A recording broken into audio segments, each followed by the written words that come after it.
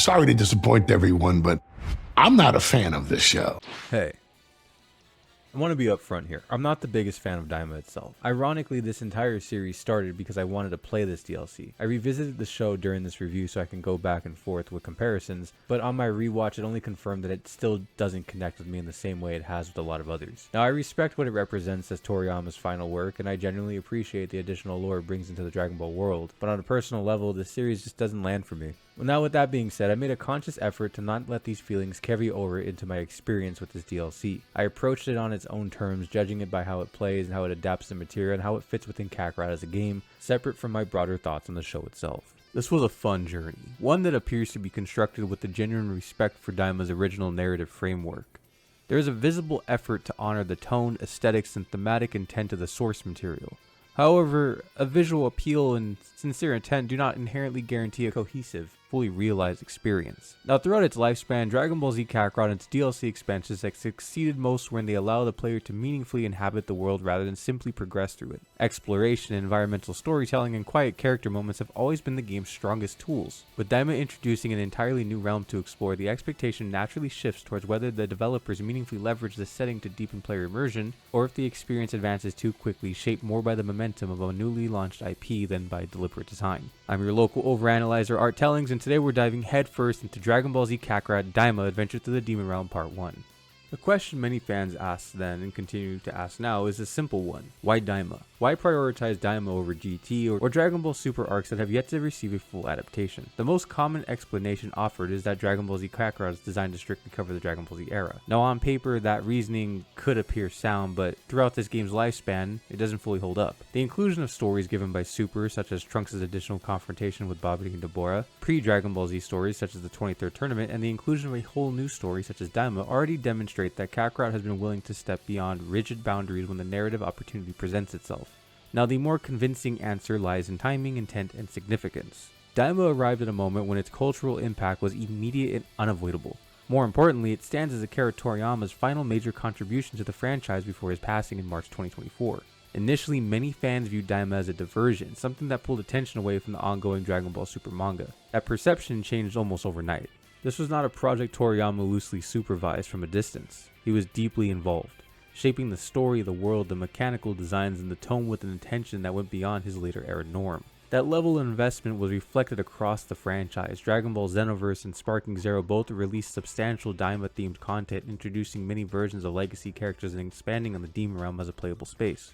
Daima positioned itself as a connected thread, a return to Toriyama's early creative instinct. Its structure favors adventure over the escalation, and its careful designs feel imaginative rather than ornamental. In doing so, it quietly bridges the playful spirit of the 1980s with a spectacular-driven modern era, reinforcing the idea that even 4 decades later, Dragon Ball still had room to surprise. The DLC opens with a roughly 20-minute prologue, adapting the events of episode 1 and 2 of Daima, a runtime that nearly mirrors a standard anime episode. It's an intentional pacing choice, signaling early on that the expansion values narrative setup over immediate spectacle. We're introduced to Goma, the newly crowned king of the Demon Realm, alongside his supported Degasu, the sibling of Universe 7's Supreme Kai. Both are tuning in on the events of the outside world since Babidi took Dabura, the prior king, to Earth under his mind control, being utterly shocked as they witness the evil Majin Buu who caused chaos in the Demon Realm many years ago being destroyed by Goku. Their dynamic is quickly complicated by the arrival of Aransu, who's quietly introduced the idea that Earth's warriors could one day pose a threat to Goma's rule. Degasu is openly skeptical of her concern, suggesting her words serve her own interests more than Goma's. Still, that seed has been planted. Goma, unable to shake the possibility, chooses a preemptive cowardice action. Here's a thought. What if we use the Dragon Balls? Huh? Seriously? You would have us challenge the might of the 3 Tamagami? Did you think I was talking about our Dragon Ball?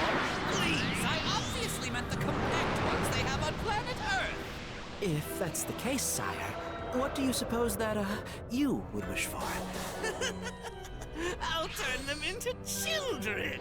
Oh, that's brilliant! They wouldn't be nearly so powerful if they were made young. Now you're getting it. Now to accomplish this, Goma and Degasu enlist Neva, a Namekian who would have knowledge and the Namekian power to use the Dragon Balls. The trio arrive at Kami's lookout when Neva begins to restoring the Dragon Balls from their stone state and prepares the summoning. While this is unfolding, the Dragon team is gathered at Bulma's house celebrating Trunks' birthday and the defeat of Majin Buu. while midway through the shift happens almost instantly. Goku and his allies are reduced to children while the younger members of the cast are pushed even further back, becoming the infants. The game keeps its focus narrow here, limiting the change to the characters directly tied to the adventures in Daima's story. I'm sure this was done with time in mind, so models weren't created that were not going to be used for more than one-off scenes. Hold on, what's this?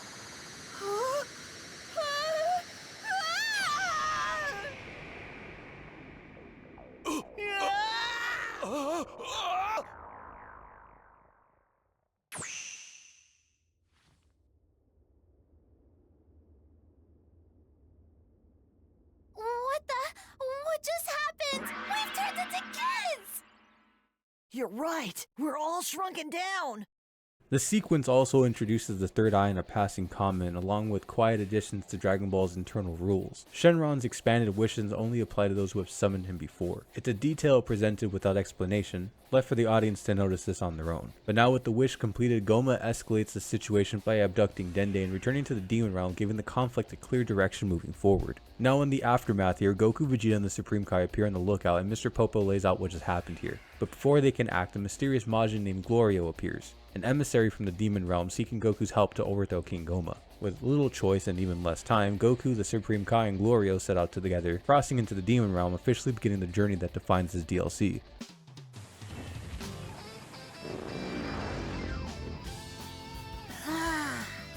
So this is the Demon Realm. Child Goku is once again voiced by Stephanie Naldoni, reprising her role from the original Dragon Ball and GT. Her return marks a meaningful moment for longtime fans, reintroducing the voice that defined Goku's earliest adventures after many years away from the franchise. Her inclusion here is very nostalgic, and I'm beyond happy to hear that iconic voice once again. Meanwhile, on the sub version of the game, Masako Nozawa continues maintaining the continuity on that front. Our journey begins in the third Demon Realm, a striking wasteland populated by hostile creatures beneath an unsettling pink sky. Upon arrival, Goku's instincts immediately take over. He wants to land and hunt the local wildlife for food. It's here that the DLC introduces its first major mechanical shift, one that fundamentally alters how the world is experienced. Flight in the Demon Realm is severely restricted. The atmosphere is dense, heavy, and polluted by noxious gases from the floating volcanoes, creating a constant resistance that makes sustained flight exhausting and very unreliable. As a result of all this, Goku and his companions are grounded. They must walk and run across the terrain rather than soaring over it like the main game.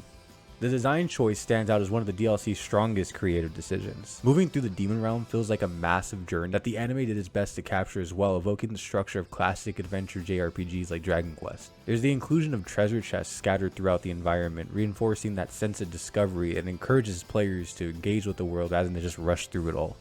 If this approach represents CC2 testing the waters for what an early era Dragon Ball adventure could look like, it's a very promising glimpse. I can't help but wonder how far this concept could go if fully realized. Grounded combat is properly introduced when Goku, Shin, and Glorio step in to save a local resident from a group of trolls. This encounter serves as another tutorial like all the previous DLCs, but with a slight difference here. Now, to compensate for Goku's smaller stature and reduced reach, the power pole is woven directly into his moveset, and it feels remarkably natural. It's very responsive and genuinely fun to use. Goku's also equipped with some new moves that we didn't see him use in Daima, such as the Spirit Bomb. Now, I've actively found myself seeking out more of the encounters in this DLC just to fight with the power pole. Usually these fights feel like routine level grinding, but became more of an experiment for myself to extend on combos and enjoy the rhythm of Goku's new altered toolkit. That alone makes progression feel much more engaging, but it also reinforces a larger idea. This combat design feels like a very deliberate step towards something earlier in Dragon Ball's timeline. The emphasis on spacing and timing and the grounded movement strengthens that idea that an original Dragon Ball era DLC could very much be likely. After rescuing the local furry and following Goku's cannibalistic comments, the DLC introduced its new healing system. Now in the base game, recovery was largely handled through the sensu beans or other earth-based items like the lemonades and the energy drinks that restores your HP or boosts your ki. Here everything's replaced by medibugs, pulled directly from the anime and expanded upon with some new variations. Some restore health, others provide temporary buffs, and a few introduce entirely new mechanics such as overworld invisibility. These ones allow the player to bypass enemies altogether. These are fun inclusions that further ground the experience in the Demon Realm, reinforcing that this is a space with its own rules, ecology, and survival logic.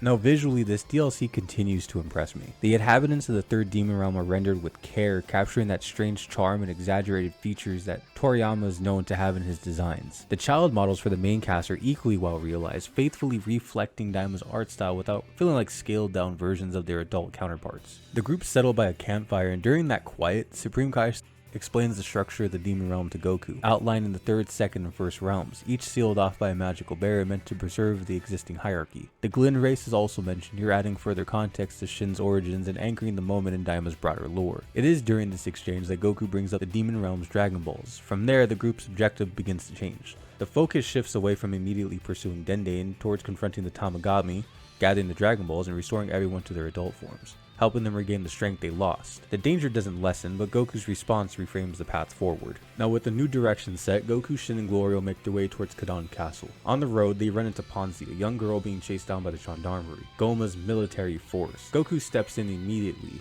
more out of instinct after seeing the imbalance and refusing to ignore it here. But after that quick fight, Shin learns that Ponzi's been actively resisting the gendarmerie's control over this region. The group is introduced to the collars used to monitor the population, along with the harsher reality behind Goma's rule, the increased taxation and punishment that literally strip years from a person's life. Now the encounters also makes one thing clear: Goku's presence here hasn't gone unnoticed. Before the group can move on, Ponzi joins them on the path to Kadan Castle, solidifying the core Daima lineup. Now much of Daima's theatrical spectacle is condensed in this DLC. While the anime stretches the scenes for drama, the game really distills the events, hitting the essential beats even as the sequence is significantly short through dialogue instead.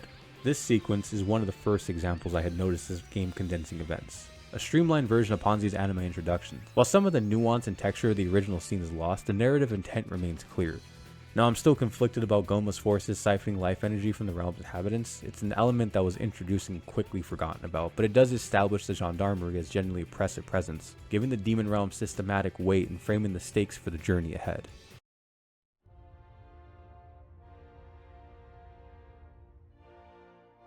Hey, hold up! What kind of business you got here? It's Glorio.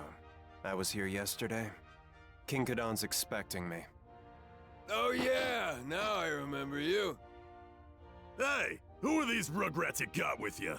Who you calling a rugrat? Ah! It's the princess! What? Hold on. Are you actually the princess of this castle? What of it? That'd have been useful to know. Why didn't you tell us before? You don't act like a princess that much. Put a sock in it, Goku.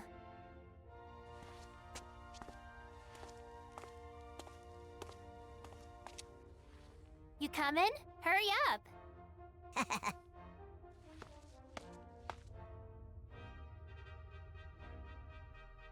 The princess and Glorio have returned with the warrior. And Pansy's here too? Yo! Pansy, where'd you run off to? Does it even matter? More importantly, those folks have business with you. Sorry to keep you waiting. So you knew this Glorio guy already? I had no idea. Yeah, he promised me he was gonna bring back somebody powerful enough to defeat Majin Buu. Why?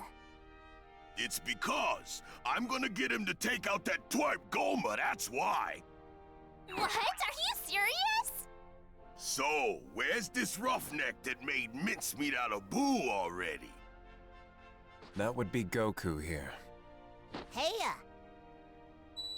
Now Kadan sees Goma as a tyrant whose reign has inflicted hardship through the heavy taxes and the strict authoritarian control. His pursuit of the title of the Supreme Demon King is driven by a desire to restore stability and bring order to his realm. Now he knows the legends of Majin Buu really well. Since Buu came from the demon realm, anyone strong enough to defeat him should in theory be capable of facing Goma. But when Kadan finally sees Goku and Shin in their childlike forms, his confidence falters. The tiny figures before him are different to reconcile with the legendary warriors he's expected. Could these small forms truly possess the strength to meet the threats they once faced? Now to resolve that uncertainty, Kadan relies on the measures that this realm understands best. Strength. Goku's sent against the castle's elite soldiers as a proof of legitimacy. Next trial presents itself as a horde battle of 150 soldiers. a test of both the skill you've learned so far and presence with Mini Goku at the center of the chaos. Now, despite his child form, his power remains unmistakable. And I think these Horde battles have finally grown on me. Maybe it's the scarce use of them to convey the strength of the character opposed to spamming them every other encounter that's doing it though. I think I went a little overboard. This boy. What I tell ya, he's strong.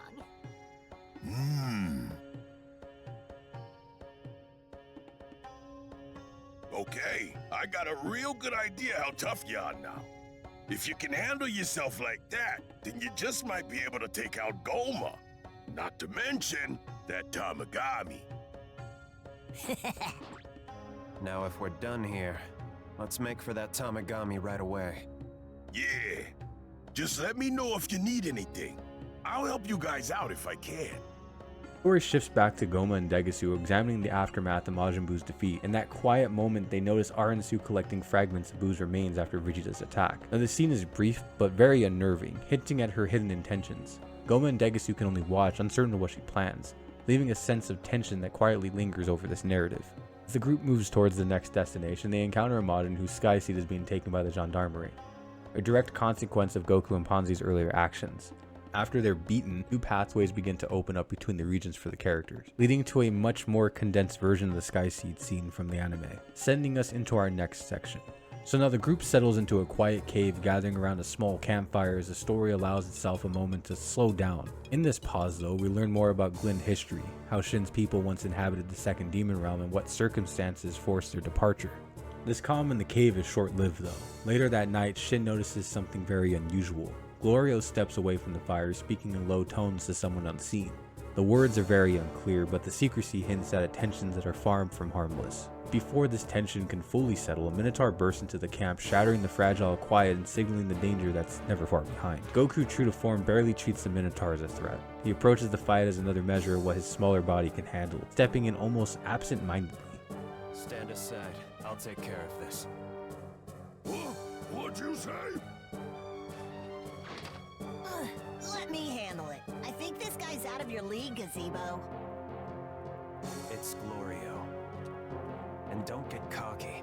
Are you seriously convinced you're that much stronger than I am? Well, don't mean to brag, but I'm pretty sure. Interesting. Care to test that theory? Huh? The slight doesn't go unnoticed. Glorio, clearly irritated by Goku's casual confidence, takes it as an insult. To settle it, he challenges Goku directly, determined to assert his own strength. That challenge leads into the DLC's first true boss encounter, Goku vs. Glorio. The fight highlights the unstable nature of Majin magic, with Glorio's attacks feeling unpredictable and volatile. CC2 leans heavily into his lightning-based abilities, flooding the arena with crackling energy and a constant pressure that keeps the player on edge. As the clash intensifies, Shin steps in, urging Goku to stop restraining himself. His doubts on been quietly forming since their first meeting, and now he wants to see the limits of his strength. If Glorio is going to continue alongside them, they need to see exactly what he becomes when pushed to his limits. This should do the trick.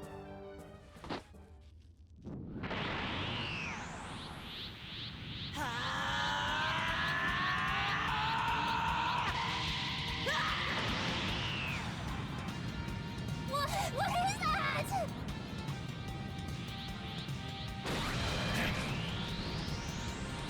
This power, it was hidden inside of you all along?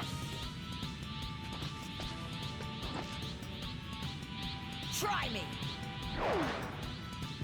Goku finally pushes past his restraint and triggers the Super Saiyan form, unlocking this for the player to use in the process. The DLC stays faithful to the anime's internal logic by tying the transformation to a faster draining surge meter. The game does something here though. Goku's combat cadence changes immediately. His movements are very sharpened here, his speed increases, and the flow of battle begins to resemble the familiar rhythm of adult Goku's core gameplay, even leaving behind the power pole in favor of this raw power.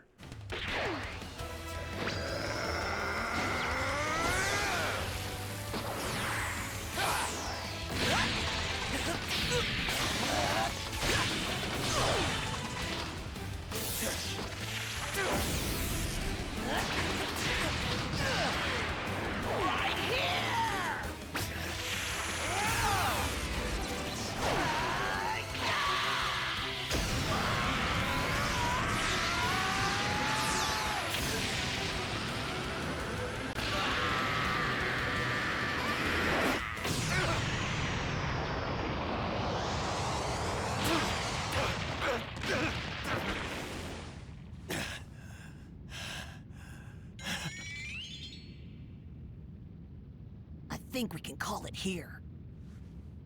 It seems so. I give up. But against that pressure, Glorio's magic starts to lose its edge. What had felt dangerous moments earlier struggles to keep pace with the force now filling the battlefield. For Glorio, the fight became something more revealing than he had expected. A direct confrontation with the reality of Goku's strength. Even reduced to a child's body, that this is still a warrior capable of overwhelming opposition, and the encounter quietly chips away at Glorio's doubts and the crew's ability to challenge Goma's rule. Not long after, the group stumbles into another ambush, setting off large-scale fights that double as both progression and another story beat. Now on the surface, it functions as a level-up stretch before the next boss, but it also compresses several key anime moments into a single sequence. Through Shin's interventions, Arensu's collar around Ponzi is broken, clarifying her connection to the third demon realm and why the Gendarmerie continue to track Ponzi. With the battle resolved, access to the Gendarmerie aircraft opens up, pointing the group towards the final area. The journey culminates at the village where Tamagami 3 waits, and the shift in tone is immediate. The demon realm sheds any lingering sense of whimsy. The sky hangs heavy, the terrain feels very hostile, and the silence of the village carries some weight to it. The arena itself evokes a Souls-like sensibility. I instantly recalled fights like Radhan from Elden Ring when I first walked into the grounds. See? There's the Dragon Ball in the middle of its chest. The Tamagami just stands here guarding it. If you couldn't guess, this one's Tamagami number 3. Wow, check it out! It does look pretty strong, doesn't it? Why is he so gung-ho about this? Well, I'm going in. Oh, you guys should stay back here to watch, okay?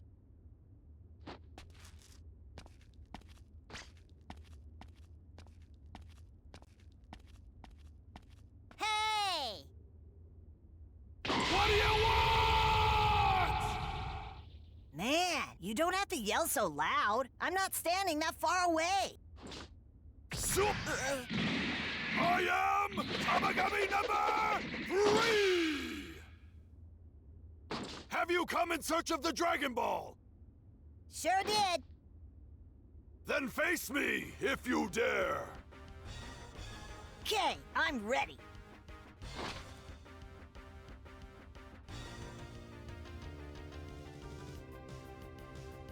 Now it begins.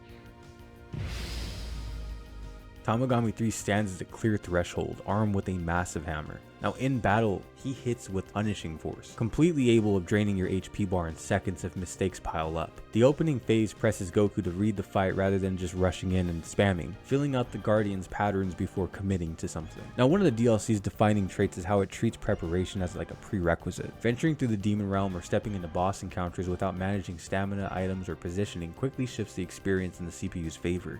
This tension, this need to think and adapt even gives seasoned players moments of genuine pressure.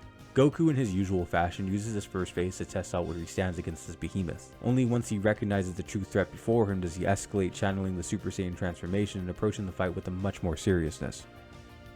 All right.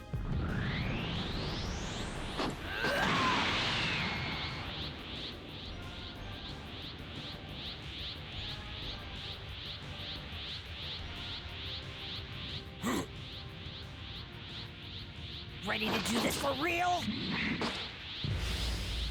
A nice addition here is that Goku's sheer strength paired with the unwavering persistence leaves a very lasting impression on Tamagami 3. He's consistently making comments of respect throughout that second phase. Now, where the source material emphasizes close quarter combat for the first half, the game translates this encounter into a hybrid of melee and bullet hell energy patterns, spinning beams, ground burst attacks, and other arcane hazards that demand constant use of Kakarot's dodge and vanish mechanics. And now while the DLC delivers an engaging encounter, it feels like a missed opportunity to fully mirror the anime's choreography. The two-phase structure could have been used to recreate the iconic moment where Goku discards his Nyobo and engages Tamagami in pure close quarter combat once the hammer is broken. Including this nuance could have been a nice nod to Goku's martial arts roots. I also want to say that Nadolni's vocal performance here carries the victory, and CC2 closes the encounter with another one of those striking cutscenes, their rendition of Daima's Super Saiyan 2 Kamehameha. Wide open!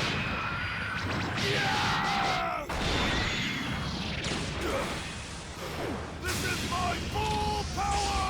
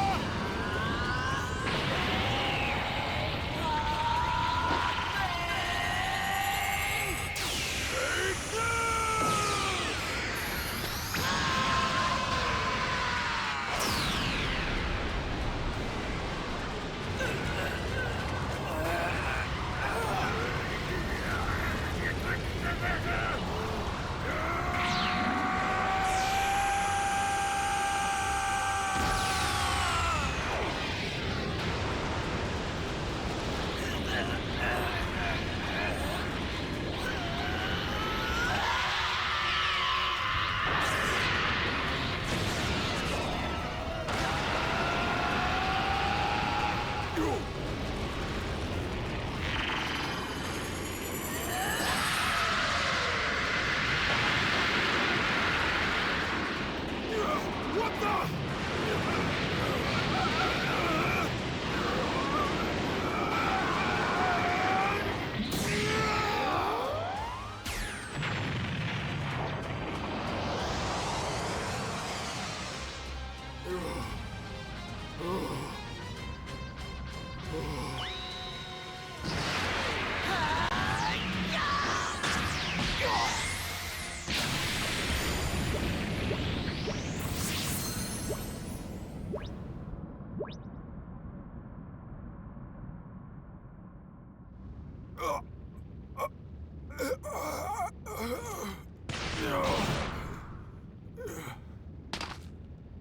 I have been bested.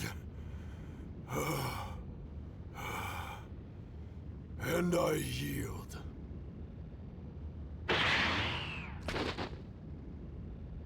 Now, as the portion of this DLC concludes, narrative tension continues to build. Goma's awareness of Goku's victory heightens his paranoia, while Arensu's alliance with the Dark Witch Marba hints at complications yet to come. Meanwhile, the arrival of Hybius, now accompanying Vegeta, Bulma, and Piccolo, ensures that this team is reinforced, setting the stage for the deeper exploration of the Demon Realm. With the party heading towards the second realm, the journey for the Dragon Balls remains far from over. I came away generally enjoying this DLC.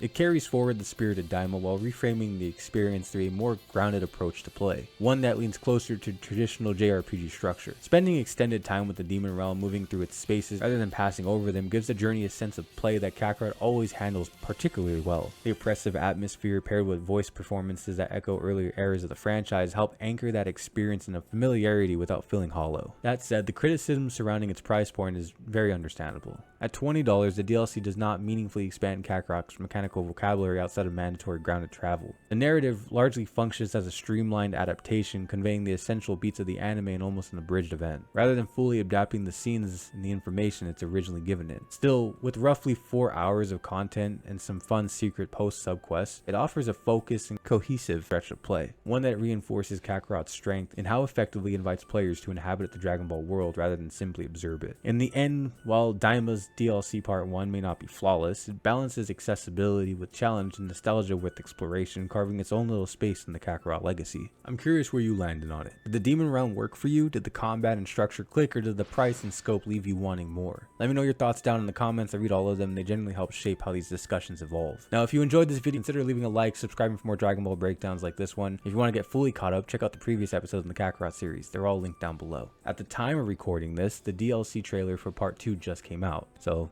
that's what's coming next. Until next time, hope you all have a damn good one. Peace.